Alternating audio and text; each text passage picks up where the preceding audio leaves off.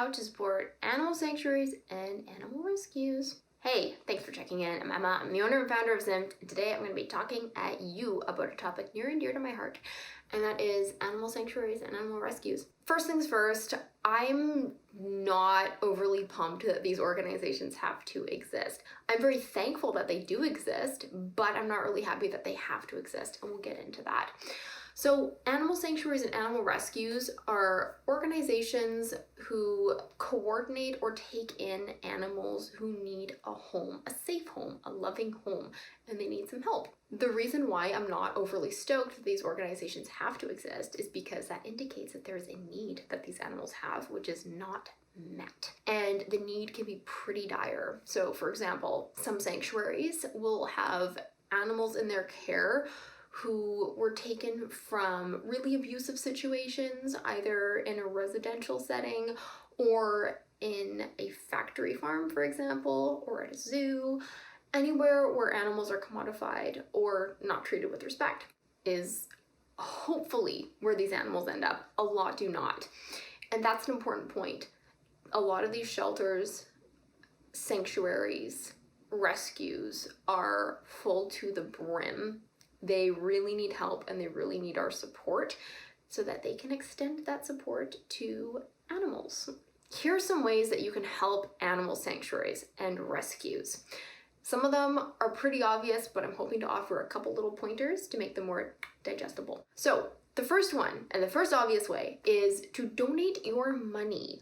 If you have any money, if you make any money, it doesn't have to be a lot. If you're at a place where you can donate even a few dollars a month, again, doesn't have to be tons, to a rescue or rescues of your choice, I would go ahead and do that.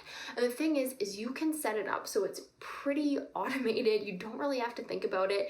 You have to make sure that you still have income so you can support, but essentially you can just go submit your credit card information on a secure website, maybe through the organization's website. It could be through another organization, like maybe Patreon or whatever, where they funnel the money to the rescue. And that's it. Put in how much you want to donate every month, $5, $1, whatever. Main thing is that it's consistent. And the consistency is really key because it allows these organizations to plan for cash flow, right? Like electrical, vet bills, they know food, they know what's coming in, so they can budget and make sure that they're able to care for animals as best possible.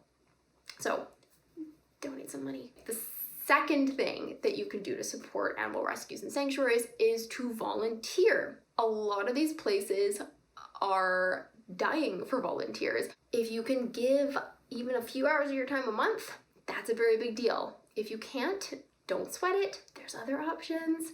One thing I will mention with volunteering, it often has kind of a ripple effect, and a good one for you, because how great does it feel to give your time to someone in need? You also feel great, so it's a little bit selfish, and that's all right. Another thing I will mention is that this is likely not going to be really glamorous work. That's okay. Get your rain boots, get a good attitude, get some ugly pants, and go to work. Third thing you can do, and this is an everyday thing. The biggest thing you can do to support animal rescues and animal sanctuaries is to cut the supply off at the head. Make sure there is no need for animals to go to these sanctuaries. So that's what I was talking about at the beginning. I don't like that there's a need for these sanctuaries because it indicates that they're animals coming from situations which are not great, and they deserve better than that. How can you help? Well, do everything in your power to not put them in these situations. Things like not supporting animal agriculture, because a lot of these animals are treated terribly and they would be so lucky as to end up at a shelter or a sanctuary. But again, if we don't demand those products, there is not the supply of the animals to the sanctuaries.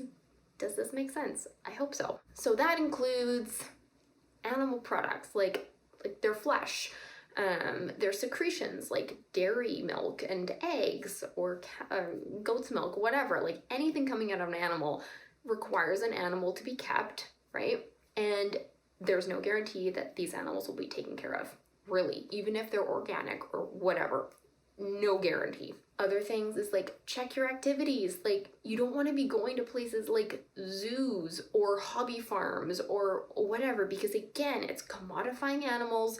They are there for a purpose, for financial gain. If they're no longer deemed useful enough or profitable enough, they are going to be discarded. And again, it's not going to be pretty. They'd be really lucky if they ended up at a loving sanctuary. However, I will say with all of this, do your best, like really do your best, but don't worry about being perfect, because there's bound to be slip-ups. There's bound to be situations where you didn't know something, there wasn't all the information, and you're just making the best decision in the moment. Fourth, and this kind of goes along with the last one, is to adopt. Don't shop. If you're in a position where you're able to welcome a companion animal into your home, that is awesome. Another great way you can do this is by fostering animals. Again, these rescues and sanctuaries really need a loving home to house these little bodies. So if you have such a home and you're able to provide, definitely consider fostering, right? It's a great intermediate step for getting them their forever home. I would also say that if you're considering adopting, make sure you've got a couple of things squared away. And one of the really important things is finances. And you know your finances better than I do. Animals are expensive, or they can be, even with the best of planning. Like, I was really careful when we adopted Freddie. However, she does have some health concerns which aren't covered by insurance. And I can go into that in a later video if you're interested. But bottom line is I would recommend insurance, but I would also make sure you got your finances in check, because they do require your money to survive. The other one is to have a backup plan. Like, if you get sick or God forbid something else happens and you're not able to take care of your fur baby, see to it that you've got a loving backup, right? Preferably not sending them back to a shelter or a rescue.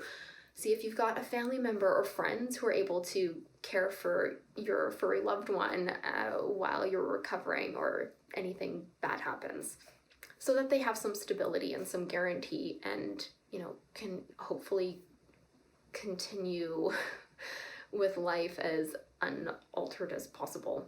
Fifth thing you can do is spread the word. Like, we can only do so much as individuals, no matter how hard we try. So if you can share this information compassionately, patiently, lovingly, I would go ahead and do that, because there's a bunch of ears who need to hear this. The sixth thing I would recommend is to enjoy the process as much as you can. It's easy to get frustrated and feel down when you see how much need there is out there. And again, no one's the most powerful person. I guess some people are more so than others, but use what power you've got and do some good. You can do some good, and you are doing good. So don't let that go. Like, remember that if you are putting in the effort, it's certainly better than if you weren't putting in the effort and you are creating some change. Enjoy the process. Enjoy knowing that you are supporting something really, really good. It's the stuff of life. That's it. That's all I got for you today. I hope you found that helpful, hopefully a little bit uplifting. And yeah, drop some comments below about either your experiences with rescues, your favorite rescues. I'm curious to hear. I'll leave a link in the description box below, linking to a blog post I have about a couple of rescues, ZIMP supports, and some more info there. Okay, thanks so much for watching.